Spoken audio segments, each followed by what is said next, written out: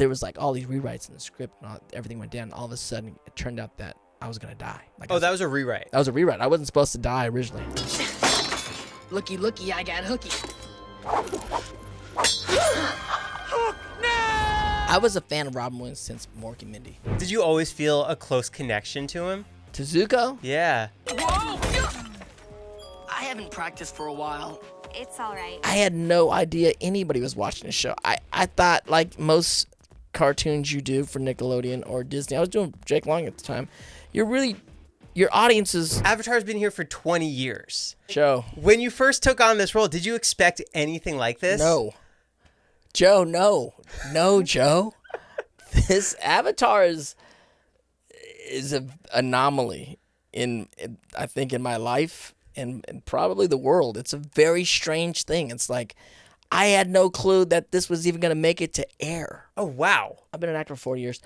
When I did Avatar, I was an actor for 20 years. So know-it-all actors are like, this is not going to really work probably. Because dude, look at it. It's anime-inspired, Asians-inspired, epic friggin' tale that no one was doing, let alone not Nickelodeon. Right, that was the first of its kind on there. Nickelodeon hasn't even done anything like it since, besides Korra. Like, you know what I'm saying? Like, it's not like they all started doing these shows.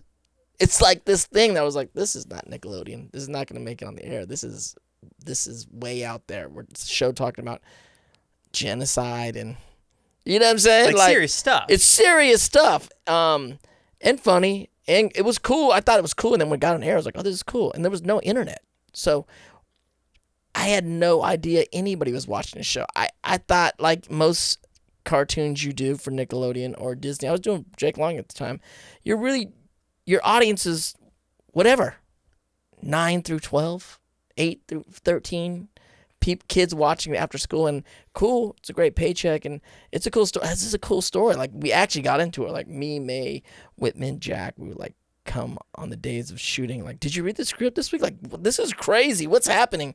And so we got into it as actors, but especially in the time before, like, you know who's watching. You kind of feel a fandom brewing. It wasn't that. It was like we were just doing our thing, and so no. So the long and short of it is no idea. So honored to be a part of it. So impressed and so just in awe that it became what it became. And 20 years later, we're still talking about it, and it's deserving. You know what I'm saying? It's not just like, I mean, whatever. Anything that happens in history that sparks joy and becomes, something, a part of the zeitgeist of the world, and means something to people. Anytime you're involved in anything like that, it's like, in this industry, you're like, wow, we did something. But this is a very deserving show. I mean, the message, the stories, the characters. I mean, it's almost more poignant now, 20 years later, than it was when we did it 20 years ago. Was the merchandising blowing up? Was Nickelodeon calling and be like, hey, the ratings are doing really good. We got to keep this going? Like, were there signs? No. That back then, there was toys. So it's always, it's always fun to get a toy. I think, I grew up Star Wars, my first fandom. I had all the Star Wars toys. I had all the Transformers. So yeah, to have a toy is fun. I had my first toy when I did Hook, when I was Rufio. So that was like crazy. And then to have a toy again, I was like, of a character you did, is like, it's just the kid in you tickles. You know what I'm saying? It's like, this is amazing. And I did voices for the original toys, and I did the video games. But it was like, it was cool. I think it was cool. I didn't feel like what it feels like now. Now it feels like, you go to a Comic-Con and there's, there's obviously Star Wars people and Star Wars actors, and there's Star Trek actors, there's Harry Potter, group, there's the Hobbit clan, you know what I'm saying? And then there's like Avatar. And it's like one of those, like, you're a part of one of those great all-time stories.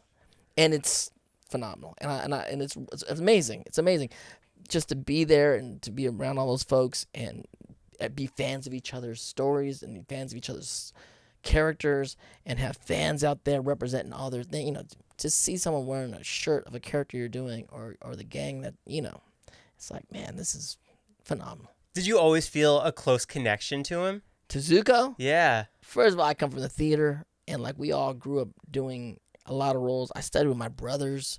We did a lot of the same scenes. It's like everyone plays Romeo. You know what I'm saying? And it's very interesting to see other people do this, a take on the same character you're doing. There was a time my acting coach at the time, she was wild. We'd be doing the same scenes, and she would be like, pause and exchange actors out in the middle of the scene. And it's really fascinating to see people especially people you know so well, like your brothers, that are so close to you and look very much like you, doing a completely different take on the scene that you're in the middle of doing. You know what I'm saying? So the theatrical part of me just feels like I'm a fraternity. You're in the fraternity of people that get to play this role, which is amazing. But that being said, being able to create the role, the first blueprint of what the role is, and now knowing how kind of important he's become to like a generation. Honestly, while we were doing it, I don't even know, man. I think I do a podcast called Brave in the Elements with the voice of Korra, Janet Varney, and we got to go back and watch every episode. Was that a different take than how you originally anticipated it from just reading it and putting it out there? Oh yeah, like actors we don't watch none. I don't know. I'm one of those actors. I guess you just kind of do it, and you may never see anything you've ever done. Did you maybe on the premiere? Like, if it's a movie, you're gonna go to the premiere. You're gonna see it a bunch of times when it comes out because all your friends want to go to the movie theater with you, and you're like, I don't want to watch this movie again, but we got to go. And then I'll just kind of walk outside and get popcorn while people are watching it. Then we'll go get dinner afterwards. But with a TV show, there's so many episodes. Like, I'm not watching it. I'm not watching this. Like, we did it. Because really the experience for actors, at least for me, of a project is doing the project. That's the actual experience of like your memories and how you think about a project. When you're an audience member, your experience of the project is watching it. And me too, as an audience member of something else, that's your experience of the movie. But when you're the filmmakers, part of the filmmaking crew doing the movie, your experience of the movie is not the actual movie, it's the making of the movie. What's up, guys? Real quick, this episode is sponsored by Liquid IV. As summer days are getting hotter, you gotta stay hydrated, and that's where I use Liquid IV. Whether I'm going to the beach or hitting a music festival, I always make sure to carry a pack of it with me. There's also an incredible flavor I want to tell you about, the Orange Vanilla Dream Hydration Multiplier from Liquid IV. It's a nostalgic vanilla flavor with notes of candied orange that can help you stay more hydrated than just water alone. So visit liquidiv.com and use code LIGHTWEIGHT at checkout for 20% off your first order. Liquid IV is scientifically formulated to help replenish electrolytes and fluids lost from sweat and exercise. It has 3 times electrolytes of the leading sports drink, plus 8 vitamins and nutrients, all in a single stick. It's got 100% of the daily 4 essential B vitamins, B3, 5, 6, and 12. Plus, it's an excellent source of vitamin C. So savor the last bits of summer with Liquid IV. Tear, pour, live more. Go to liquidiv.com and get 20% off your first order with code LIGHTWEIGHT at checkout. That's 20% off your first order with code LIGHTWEIGHT at checkout. Stay hydrated, friends. What's the biggest high for you? Is it landing the role? Is it in that booth figuring out how you're performing it? Yeah, I don't know. Landing the role feels pretty good. For me, landing roles was always my mom. I started so young, so it was whenever when I'd book a role, or my brothers, any of us would book a role, it's like my mom would scream. And like, it's so exciting, you know what I'm saying? I don't think I ever got that excited about booking roles. Also, you gotta understand, I grew up with like 4 brothers and a sister, and we're all in the industry, and a lot of times we're auditioning against each other for the roles. And so even when you book it, I never got too excited. You don't ever want to like be gloat. You know what I'm saying? And vice versa. I mean, you win some, you lose some. So it's not like you're out here like shove it in someone's face. You're just like, oh, this is great. So that's exciting. Even being part of a Spider-Man project, is that not like a bucket list item for you as an actor? Awesome. They're all bucket lists. All of it's bucket list. Like Spider-Man, because I'm a big Marvel guy growing up. Who's your favorite superhero? All time? Growing up, yeah. I mean, Wolverine. Of course, Wolverine. I love the X-Men. I love Wolverine, but everyone loves Wolverine. So So you're like, you're like not as cool anymore. I think I love Nightcrawler. I think he's cool. Nightcrawler is the power. I was like for Cyclops. Sure. Cyclops. I was in Cyclops for a second, but then I was like, Nightcrawler is actually. I think I would like to teleport. And he looks cool. And it's like his hair. My hair was like his when I was younger. So I was like, I like Nightcrawler. So I love the X-Men, but I mean, come on, Marvel stuff, Spider-Man, and then when Robert Downey Jr. started doing Iron Man, it just kind of changed the paradigm of what kind of like superhero movies could be, because all of a sudden you got Oscar-worthy actors doing these kind of films. So, like, did Marvel leave a dent in it? Did you feel the industry kind of shift to where superhero movies and all these actors are taking on these crazy roles? Yeah, I think it's exciting. I think the kid in me got excited about all that stuff because those are the things that you grew up with at the comic book store or at the 7-Eleven, get the comics, and you're like, Thor and Spider-Man, and it started, like I grew. I mean, back before even like Robert Downey Jr. Like the when Spider-Man first came out, I think I was pretty excited. With Tobey Maguire? I knew Tobey. Tobey was my generation. And we all kind of partied at the same clubs and were around the same circles. And were those crazy times? Oh yeah. I mean, not. Oh yeah, like that was. There were no cell phones, so you guys can just hang. So that was the time.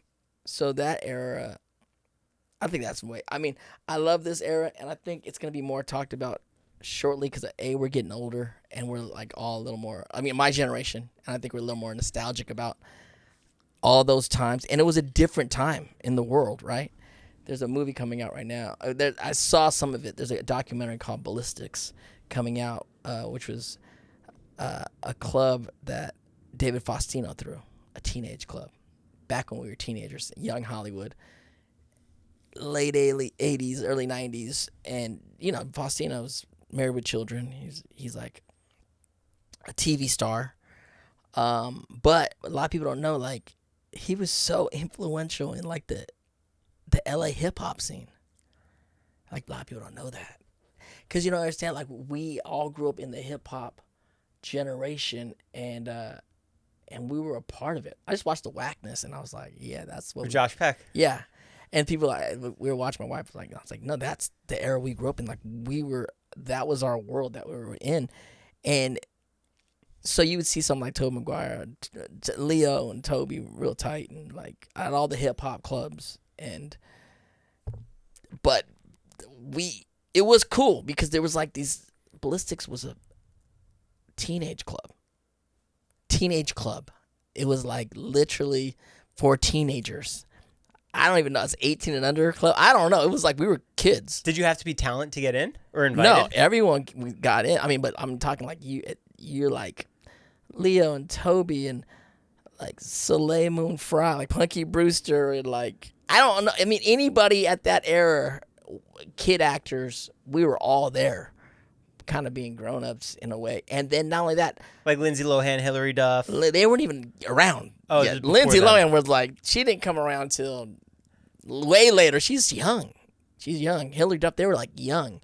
So, I mean, when we were there doing that, but the thing about it is, because Faustino's Faustino, he also brought the best hip hop groups in the country to there. It was like Onyx was there, Grand Poobah, like performing on stage. If you watch the hip hop parade video for Naughty by Nature, which is like one of the biggest songs of that era, like Bud Bunny's in there. People are like, why is Bud Bunny in this video? Like, bro, because he was the LA link. You know what I'm saying? He was there.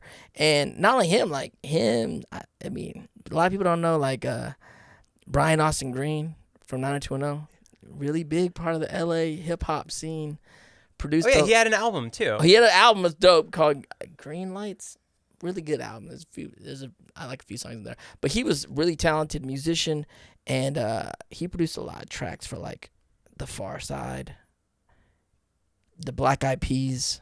He produced a song for them? The early stuff, like all their early, they're all around. There's like, it's I didn't weird. know that. It's Hollywood and music and the acting, especially in Hollywood, is so connected. Especially, we were all kids running together. Black Eyed Peas was like will.i.am and Taboo and Apple. We all ran the same circles, ran the same clubs. And so, like, you're acting and there's music and we're all kind of like hanging out. What were the house parties like for the Hollywood talent? Were they at crazy mansions and... Yeah, I mean, some are crazy mansions. Some are just like houses in the valley.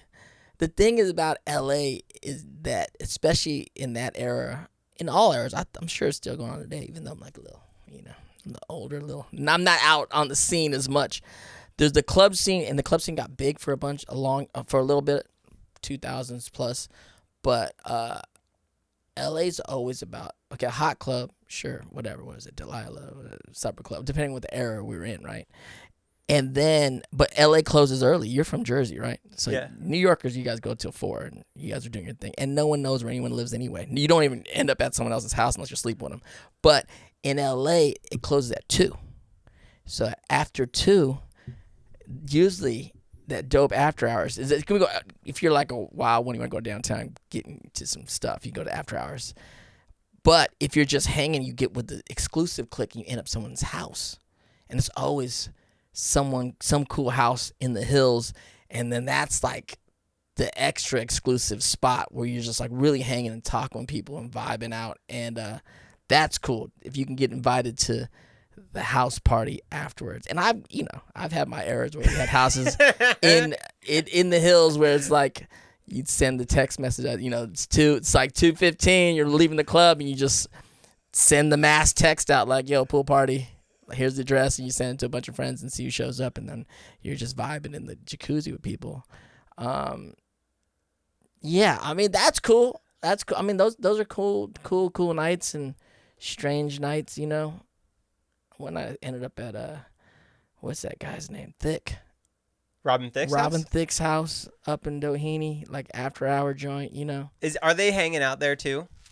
Yeah, he was there. And this is before he blew up. But he also, again, Robin Thicke, right? Alan Thicke's son, great musician. Before he blew up, he was a part of the whole music actor scene. Very talented. It's just like these things that you know about people that you just don't know, like until you, like Scott Conn. Scott Conn, actor, was a rapper. Ballistics was in the music scene, had a group called Hooligans. He was rapping. Like, that's what we all did. It wasn't even like, it's not even, I don't know. It's weird when people think about it now. Like, what are you talking about? Everyone was like, y'all were like rappers. I'm like, yeah, we all rapped. We all rapped. We all acted. We all rapped.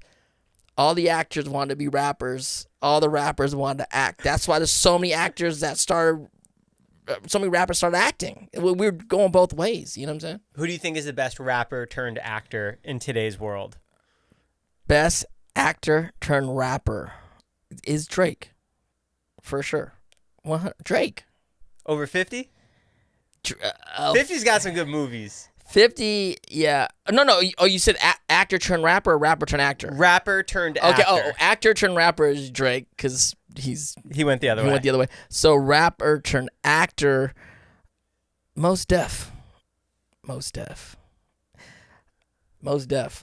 got like Emmy. Watch what Mos Def's a dope rapper and one of my favorite rappers. I mean, 50's also dope, obviously, but like 50 plays 50 on you know what I'm saying? Right. Whereas like Mos Def will play a doctor, like interesting. Like he's like actor.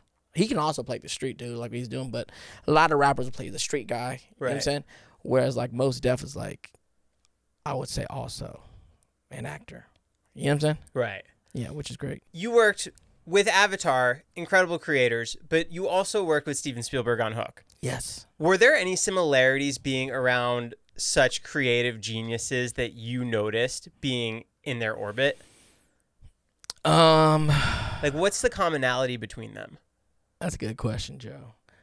Okay, I as a kid working with Spielberg, I mean, he's like a god. You know what I'm saying? Like, you was just like, damn, this guy. Like, did you watch The Goonies? Of course. I was at 15. I'm a big film buff, and I was really I knew all his films, and I was a big Hoffman fan. I watched all of Hoffman stuff. Of course, I was a big Robin Williams fan. So I was watching all their movies while I was doing the movie, so I could talk to them about the movies. So you had stuff, yeah. Yeah. So with Steven in particular, I think the thing that stood out to me most is like he was Peter Pan. You know what I'm saying? He had this joyous kind of vibrant young kid every day on the set, and just kind of brought that. And he loved to play with the kids and hang out with us, and was having just as much fun as we were having. And I think, I don't know, he has a brilliant way of like directing. Obviously, directing kids his whole career, he has like a brilliant way, because he's kind of one of us when we're doing it, and that was magnificent. But also to see his work through the years, he works in a way that it's hard. Not many directors, there's a handful of directors that can work with magnificence, like big, like I can't explain it. Like, who can like conduct these sound stages and hundreds of actors and life-size pirate ships, and you know what I'm saying? It's like, how do you what's going on? Like, how are you gonna like rein all this stuff in? I mean, it's magical. It's magical. I've got to direct indie films, and you're like, it's hard enough to wrangle this. You know what I'm saying? Let alone these like Spielbergs and Christopher Nolans, and like they have this scope of the worlds that they can kind of like conjure up really big ideas and do these things. Does Spielberg just know where everything belongs and what the story needs as he's doing it? And I know that you're in content, so you're pretty much a director. That's what you do. And I direct too, so I would show up on set my days off because I'm an actor, and I was like so geeking out on like Hoffman and Robin Williams, or Maggie Smith would come to set, and I'm like, I want to see these actors act.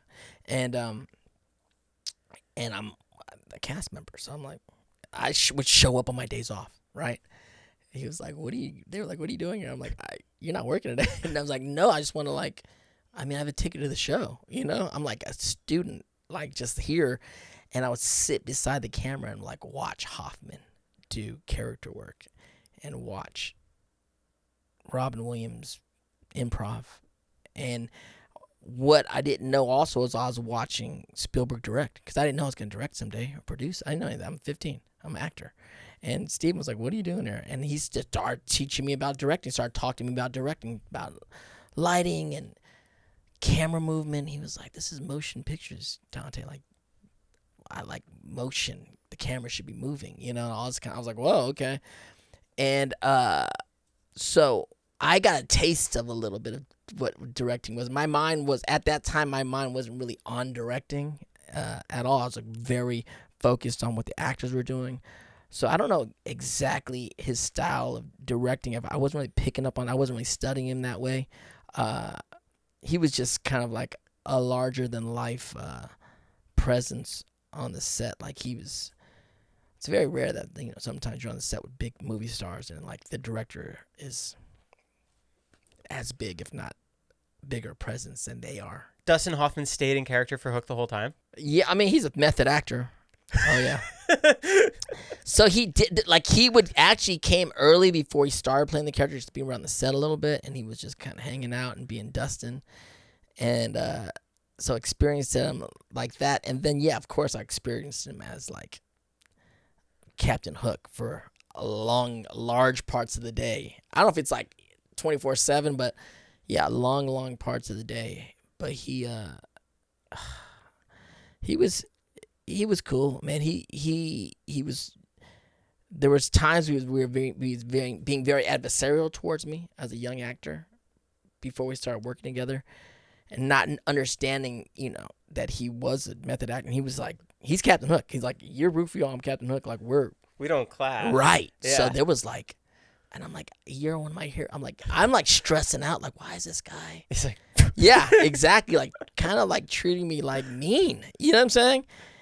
And my acting coach at the time was like explaining to me method acting, like this is, you're tussling with like the big boys, but like it doesn't have to go down. You can go down the way you want it to go down. And she gave me some tips on what I should do to like really talk to him as an actor. And I would show up on the set on my days off, watch him act. He started like looking at me like, who's this kid? And I'd watch Lenny and talk to him about scenes in Lenny. I'd watch Kramer vs. Kramer. I'd watch Midnight Cowboy again. I'd be reading his book, one of his biographies, and like he's like, "Oh, what's this kid doing?" I'm like, and I'm talking about the work and the craftsmanship, and then there was like all these rewrites in the script, and everything went down. And all of a sudden, it turned out that I was gonna die. Like that was a rewrite. That was a rewrite. I wasn't supposed to die originally. Because that was one of the most traumatic things for me. Oh as a yeah, kid. it was a crazy for everybody. We're like, I'm gonna die. Like we're gonna kill. It was, and it went back and forth. It was like he's gonna die. He's not gonna die. He's gonna die. He's gonna come back he's gonna become the leader again. There was a moment where there was supposed to be maybe a Lost Boy TV show where they were gonna spin off the movies. They're like, we can't kill him because you guys are gonna do the TV show, and then that kind of fell through. This is all during the shooting, And then they're like, he's going to die. And I was like, which kind of sucks as a kid. You're like, I'm going to die? Anyhow, I started knocking on actors' trailer doors because I never done a death scene. So I started like asking advice from like Robin Williams and like Bob Hoskins. Bob Hoskins also, rest in peace. A great guy, brilliant actor, funny guy. He's like, he's just, you stop breathing, right? You stop breathing. I'm like, okay. And then when I got to Dustin's door, his trailer door, and I was like, I've never done a death scene, and I like, do you have any advice for me, and all this kind of stuff. And this is after like months of me kind of following him around, right? He was like, when are you gonna shoot this scene? And I'm like next Wednesday. He's like, I'll be there. I said, okay. And then he shows up. I mean, he stabs me, but he's there. But then he's there not as Captain Hook. He's as Dustin. He's there as my acting coach. Wow. My guy is there just pretty much my acting coach for this scene, the death scene, and it's got me going through it with the whole day. It was crazy. Just giving me just like what to think about, choices, this, that, like play it like this. Why don't you try it like this? Why don't you play it like that? That's a dangerous line. That's a hard line. Like, it was crazy. Like, I'm like being coached by Dustin Hoffman right now. It was crazy. And it was like, but I think there was a moment that he saw the actor in me and understood, like, outside of us being adversaries as characters, like there was a day he's just like, no, I'm gonna come today. We'll do this then. You're such a talented actor because Rufio always felt like my cooler older cousin that I wanted to be friends with. Joe, thank you, man. Have you ever heard of the band Rufio? Yes. They named their band after you. I know. I have heard of them because they're a very popular band.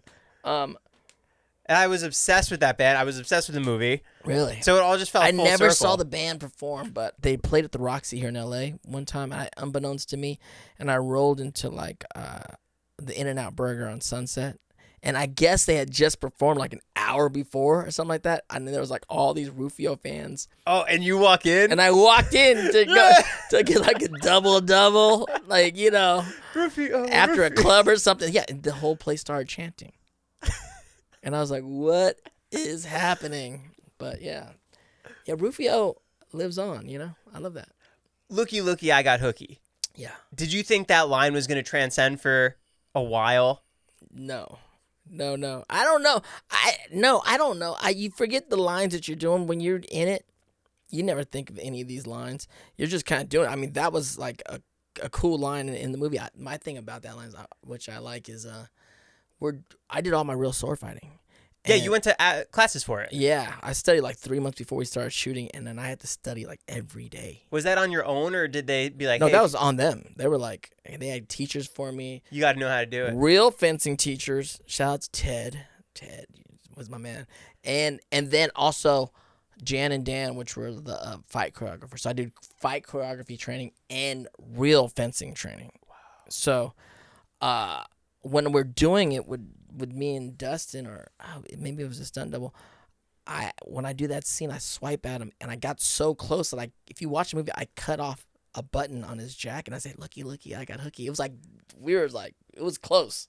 So we were like really sword fighting. There was moments too where they trusted me with the sword, where some people weren't as good as sword fighters, and and Ted was like, "You're, just don't let him stab you, like parry everything." I'm like, those are real swords. You're like, they're really trying to stab me. He's like, you're fine. You can just parry it all. I'm like, so we were playing, you play that space in between. We're like really doing it, and choreography, and really, really doing it.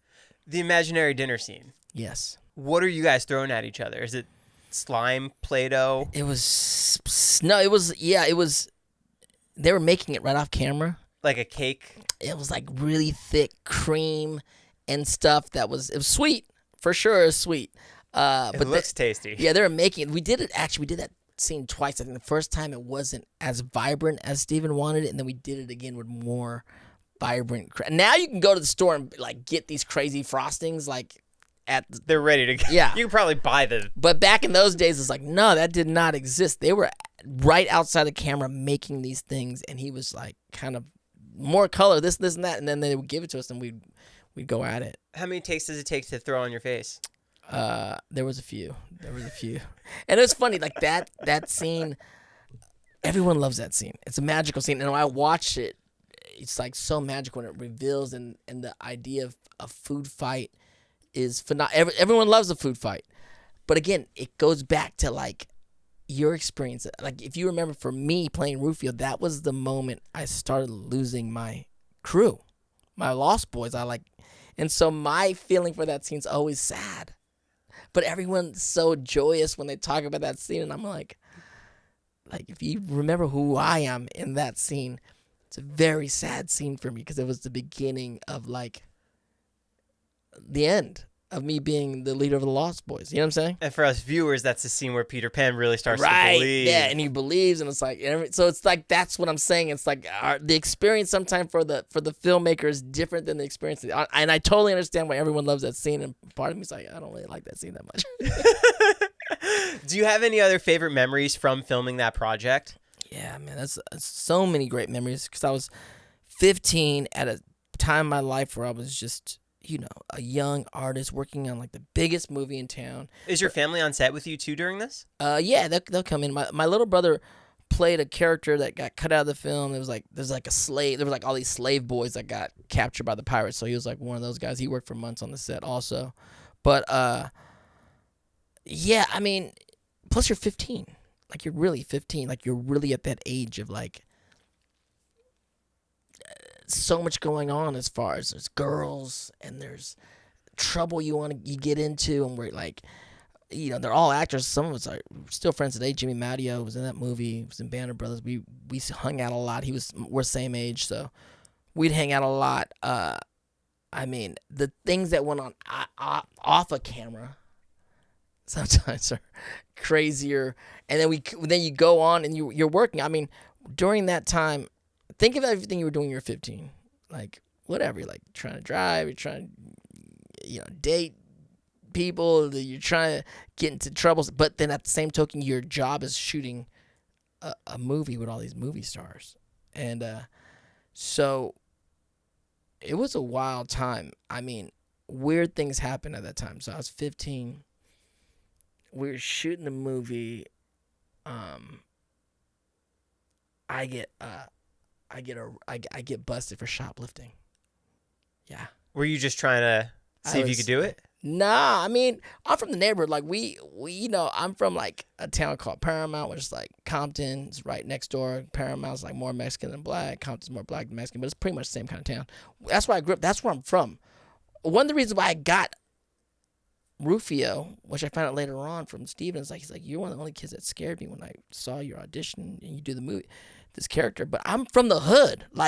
I'm from gangs.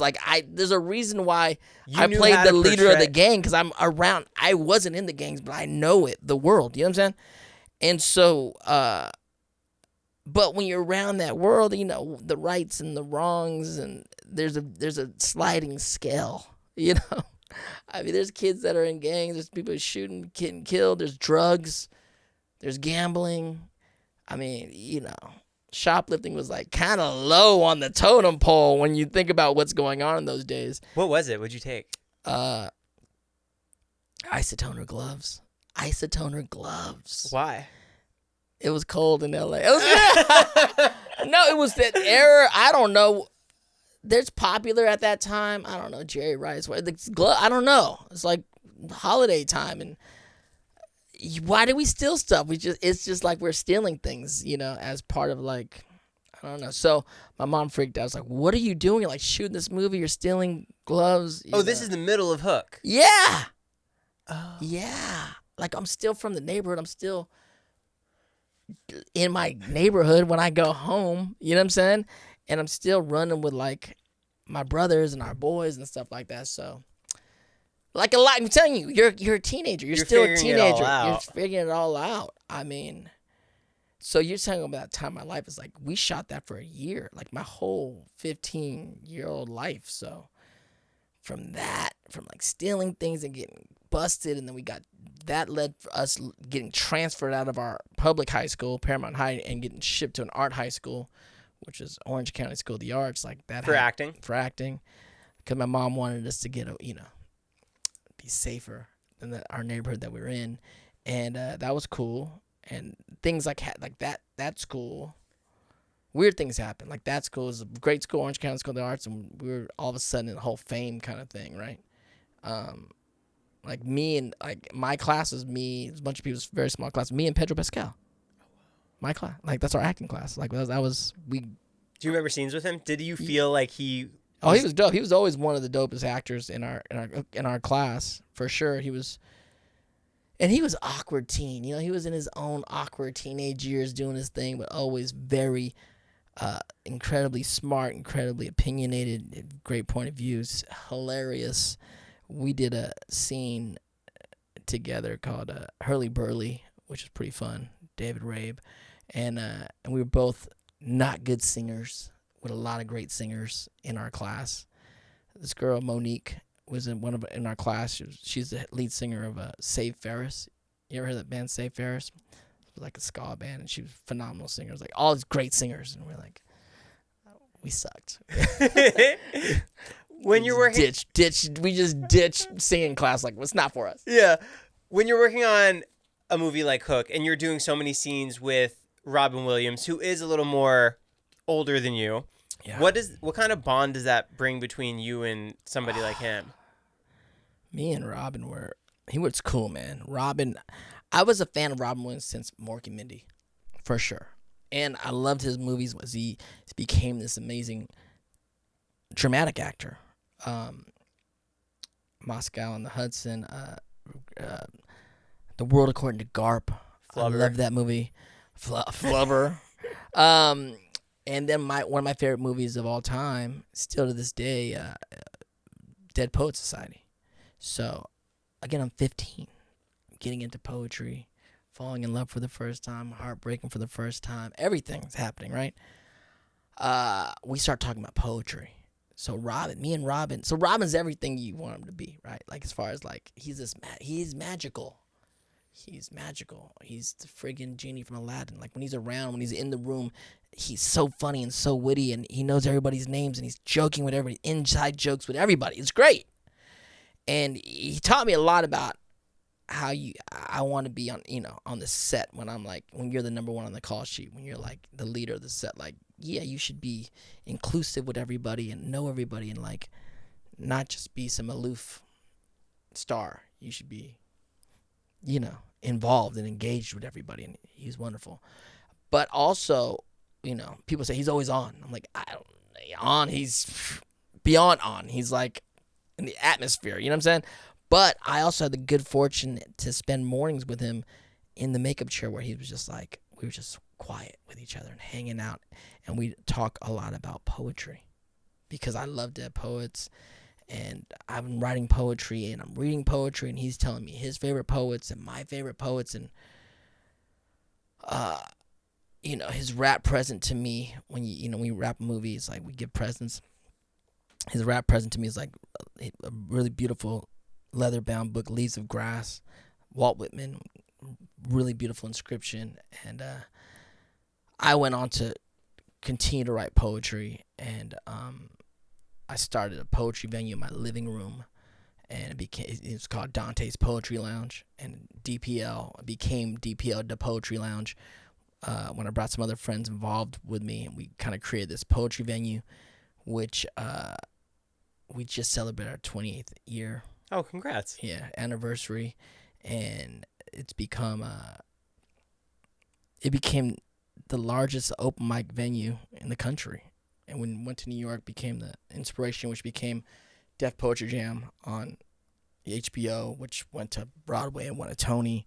I mean, a lot of that is some of the magic. I attribute some of that with the magic and the support, inspiration of Robin Williams.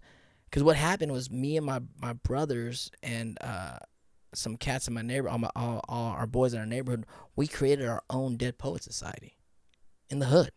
He's like, what? I'm like, yeah, we have our own Dead Poet Society, and it was called 13607.5, which was the address of our house, but it's the garage. The half was the house, like this garage that converted to where we all lived. Me and my brothers lived there.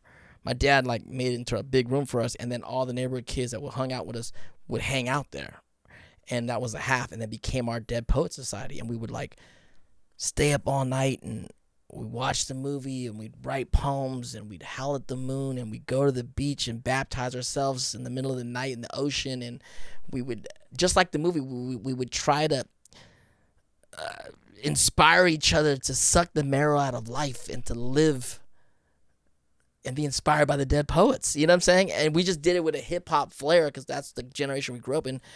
There's actually, my boys came to the set one day, my brothers and my cousins, all the fellas, and we had a hat made from at Compton Indoor Swap Meet. Like back in those days, we would get embroidery hats made, and it's like embroidery hats and airbrushed overall. That was the look, right? And so Compton Indoor, we got this hat, and it says our clique 13607.5, and then underneath it says, "Oh Captain, my Captain," like from Dead Poets, right?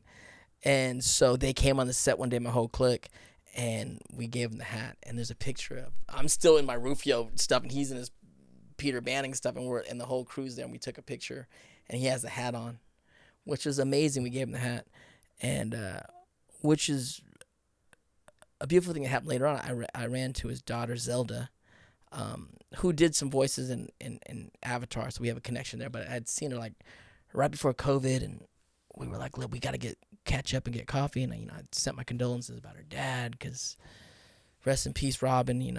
It's just sad for the world, but that's your dad. And so COVID happens, we didn't get together, and she texts me, and she's like, I was going through my dad's stuff. I was like, okay. And she goes, look what I found. And she sent me a picture of the 13607.5 hat he kept all these years. Wow. I mean, Robin Williams, dude, he's missed. A show that was so heavily inspired musically, Fresh Prince of Bel-Air, when you worked on it. Oh, yeah. Did you get that because of your musical background? I don't know why I got that, but that was cool. I love that. I mean, it's great to be on Fresh Prince because it's just iconic, man. That was a moment. A moment. And to be there was cool. I remember I was I was doing another show, I think, called I don't know what show was it, Hang with Mr. Cooper or something, and I think I don't know, something happened, but I also knew them. So Tatiana Ali ran in our same clique, we all went to the same clubs, and Tatiana Ali at the time was dating Jonathan Brandis. Jonathan Brandis, Ladybugs. He was he passed away. He was a big heartthrob at that time. Rest in peace, Jonathan Brandis. And no, we were running the same circle. I remember we were at this club called Bar One, which is Bootsy Bellows now. But we're at because Bar One was the only club that would let us in, because we're all underage. But there's certain clubs that would let us hang out, and so we're there, and then Tatiana Lee taps me on the shoulder, and she's like, "Oh, you're gonna play my boyfriend on my show," and I was like, "Oh, really?"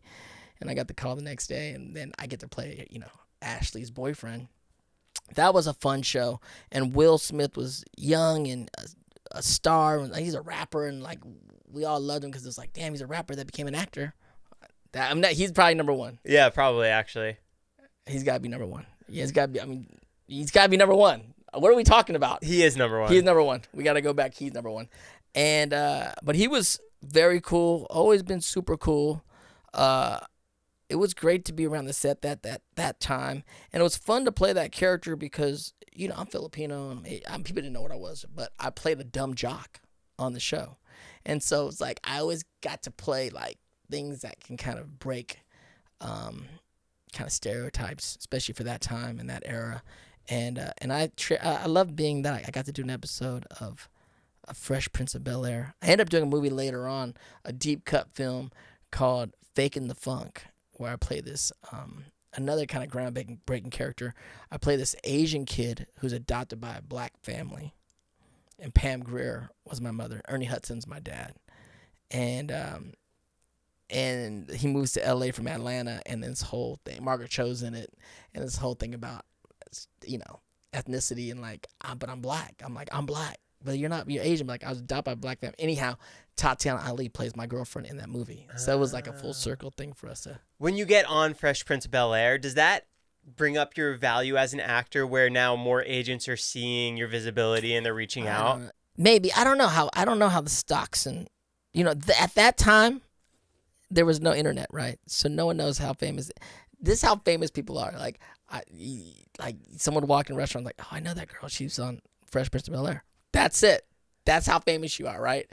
There was never it's unquantifiable fame.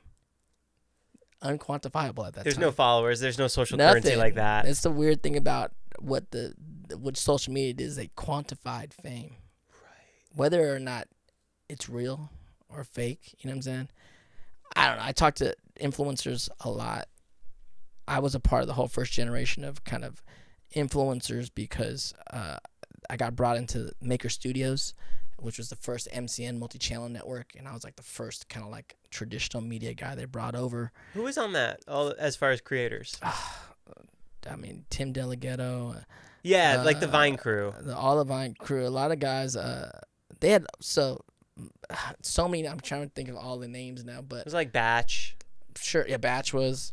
They were like they used to be called The Station. There's 10 channels that came together and became the first MCN because they had 10 YouTube channels, and they were like, we're gonna just pool our resources together and get better deals, which happened, and that became Maker Studios. What do you think about the changing state of the industry now? How there's streamers everywhere, cable TV's dying, late night shows are going away, everything is changing, and I feel like you came up where it was how it was for a while.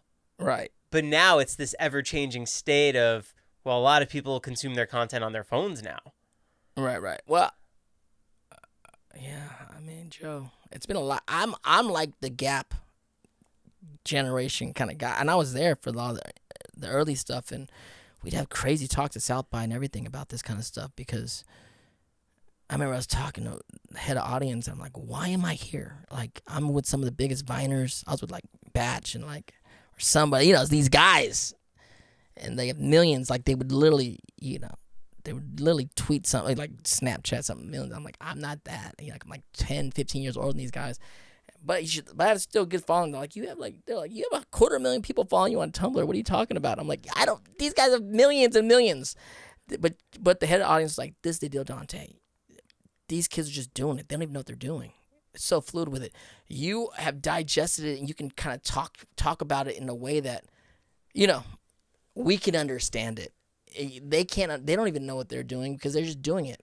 You're at a certain age where you kind of are from the old world, but still have your foot in the new world, and so I'm still very optimistic and hopeful and supportive of all that. I'm not a big shunner of the new stuff. No, I really Actually, I started a thing with AJ Raphael, who's a big YouTuber. For the Asian American community, I created a thing called We on the 8th. And it was an artist collective. And I had brought together like a dozen of the biggest YouTubers at the time, like JK News, Asian Tim Delgado, a bunch of guys that were there. And then about a dozen of like my friends are actors and executives, Asian. And I was like, directors, you know? And we was like, hey, you guys, like, we're like the quote unquote, like, successes in this industry. Like, if we don't do something for ourselves, who's gonna do it, you know? And there was like a lot of fights going, not fights, but arguments, like pointing, like, we don't like what they do, vice versa. Like, you guys are old, you guys don't even know what good is, all this kind of stuff, right? So we had like a lot of conversation, heavy conversation about what was going on, what's happening, the changing of the guard. And no one had the answers. We just were like talking it through, and like, it was heavy, dude. It was like people, like, especially our side, traditional guys, saying like, we don't really like that side, you know? We don't like what they're doing. And I'm like, things have changed. Hold on, it's like, I think this might be the guy. Yeah, take it. Can we fire through some fan questions? Go for it. Who's your favorite character in Avatar besides Zuko? Jet. Why? The gang's the gang. They're all great. I love all the gang. But I'm talking about like side characters. I like Jet because his style is dope. He reminds me a lot of Rufio.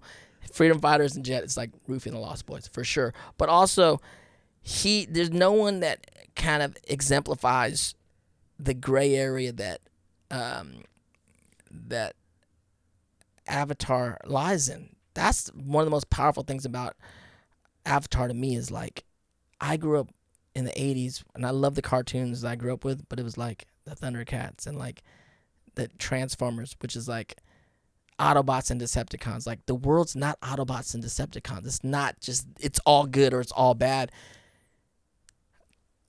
Avatar shows you all these different elements, good and evil, or not evil. I don't know. All good, all evil. We don't know, in all the elements. A character like Zuko who actually changes. You rarely see a for real in life or in movies, live action or animation, a character actually really change and see why they change and go through the process of change. And then you see the gray area of Jet, where he's in trauma and does the end justify the means, and you understand why he wants to do something, but is that bad? It feels bad. Like, you know what I'm saying? So yeah, it exemplifies the nuances of life. Was it difficult for your family to see your surprising death on screen in Hook? I don't know. Maybe. I don't know. I have to ask them. I think it was weird. I think it was weird for all of us. It was weird for a generation. I read a blog back in the day that came across some kind of feed. It was like the death of Rufio. And it was this blogger wrote, like, if you were a certain age and you watched Hook in the movie theaters at like between the ages of like 8 and like 12, like, this for sure was the first traumatic moment of your life. Oh, for sure. In a theater. In a course. theater, yeah, because it's like a kid's movie. Like, who kills a kid in a kid's movie? And because there was so many rewrites, there was no leading up to it. It was just the decision one day that he's gone. We're gonna kill him, and then it just happens, and it's so abrupt and beautiful. The scene, you know, and this whole father, it's crazy. So I don't know how everybody felt about it. I do know for a long time, you know, just people felt sad about it. Like, there was kids that were like, I thought you were dead, like that kind of stuff. But yeah, it was weird. It's weird. Now I've died a few times, you know, so it's like, we're die. You get killed. What role would you love to revisit and why? I mean, Rufio for sure. I'm with a production team that kind of created a prequel to Hook through other people. There's a lot of people through the years have always reached out to me because Rufio and me have become synonymous throughout my life. I'm like been Rufio longer than I haven't been Rufio. You know what I'm saying? And I'm like, you know, you guys keep reaching out to me. Like, you don't really go to Mark Hamill for the Luke Skywalker story. Like, that's not how this work gets done, but it's kind of come to me a lot through the years. So many people pitched great prequel ideas, and I reconnected with some of the originators that created Hook, and we have some ideas and projects that we're pitching out there for like to revisit Rufio. Obviously he's dead, but how he got to Neverland and like his backstory and the Tri-Hawks and the whole look, like how did that happen? Like that's what we need right now. Yeah, it's I hope so. We'll see. It'll be cool. It'll be very cool. Who would win, Zuko or Jake Long? Probably Jake. Jake's a dragon. Zuko's a firebender and he's great with swords, but Jake is a dragon. I think they'd be friends, first and foremost. They probably would not fight. They would just hang out. But, I mean, it's hard to beat a dragon. In dragon form? A dragon? It's got to be Jake. Can you tell me about But I'm a Cheerleader? Great movie. So proud to be a part of it. Homosexual varsity wrestler, Dolph. It was cool. Again, we were young Hollywood. We were cool kids. I mean, Natasha Lyonne, Clea Duvall. It was Kit Pardue. It was like his first movie. I mean, Kate Town. I think of my friends, especially from that era, and Joel Mike Lee. I mean, we were cool kids in Hollywood. Again, a lot of us are kids that ran in the same circles, and I mean, Natasha's from New York, and she was just cool. She's just cool, right? A lot of us were also just, the rest of us were kind of like LA kids, like run around LA, and we were cool Hollywood kids, and then you get this opportunity to do a movie, and it's like this, totally ally film. We can just kind of be an ally to the LGBTQ plus community, which we grew up. I mean, I grew up in Hollywood since I was 10, and it's like people are so brave of you. I'm like, I don't know how much brave it was. I mean, we're around it. We're theater kids. Like it's our whole part of our world, and so to be a part of it was very cool. RuPaul as one of our. RuPaul's in it. RuPaul's our counselor, and not in drag, as a guy. It's hilarious. Eddie Cibrian. I mean, I think about that movie, and I think it was so fun to do and kind of crazy, and we were just young actors being crazy in Palmdale for like a month in a small town where Applebee's was like our hangout. And did they have half-price apps? Yeah, I think after they 10? did. Yeah, after 10, yeah. Applebee's are a spot. That was the move. And then, but what the great thing is later on, after it came out in the years that lived on, especially when social media popped off, my Tumblr, even today on like Instagram, TikTok, people will write me, kids will write me, and have this movie as like a part of them coming out to their parents. And it's like a comedy. It's a dark comedy, so it's like an easy way for them to come out and just. I'm so honored to be a part of that and to help that situation go a little easier, maybe. And so I'm very proud to be a part of that movie, and it's a special film. It's a cult classic. What other cons do you have coming up? What else are you working on? I have cons coming. I mean, throughout the year, I could show up anywhere. I don't know. My con schedule gets crazy. Are there any that are like you really look forward to? Did you go to San Diego Comic-Con? Yeah, we go there every year, and it was the 20th anniversary, so that was fun. I also DJ'd a party there this year. When I got into the con world, I didn't grow up in the nerd scene. Like I grew up in the club scene, in LA club scene, and so I was a club kid. I didn't know what was going on. I had like no idea what I was doing, but I was so embraced by the community, and I love the community. I was like, I gotta get my nerd on. I gotta understand, because the thing about it is like it's such a loving community. So when I got into it, I just try to bring what I can bring to it. So I ended up throwing clubs for the nerd scene. So I went to my friends who ran the club scene in LA, and one of my good friends, partners, Rob Valletta, and he came out to one of the cons. He's like, oh, this is cool. And so they started giving me like clubs on off days, and we would throw cosplay clubs like at Supper Club, at Hemingway's, and the community would come out. We'd sell it out like on a Wednesday night. You know what I'm saying? And we would I would DJ. I'd have some YouTuber perform, like make it very kind of like community for them. Yeah. And it was cool. So I did a lot of that stuff leading up to COVID, and it kind of shut things down. I haven't been doing it since. And then the 20th anniversary, I came back out and I DJ'd a party. So that was a lot of fun. But yeah, I can pop up anywhere around the world. I think the Comic-Con world has kind of blown up over the years, and I've been doing it for a bunch of years, and it's become a community of sorts in and of itself, which I'm proud to be a part of, and it's fun. You see a lot of friends out there. It's like, for actors, it's like our festival circuit. You know what I'm saying? You see all the musicians. Such a good comparison. Yeah, they're like, hey, didn't we I was like, didn't we do a panel together? We had a drink in Minneapolis. Like, yeah, it was Chicago, or like, it's like that situation. So have a good time. And then you get to see friends, outside of LA.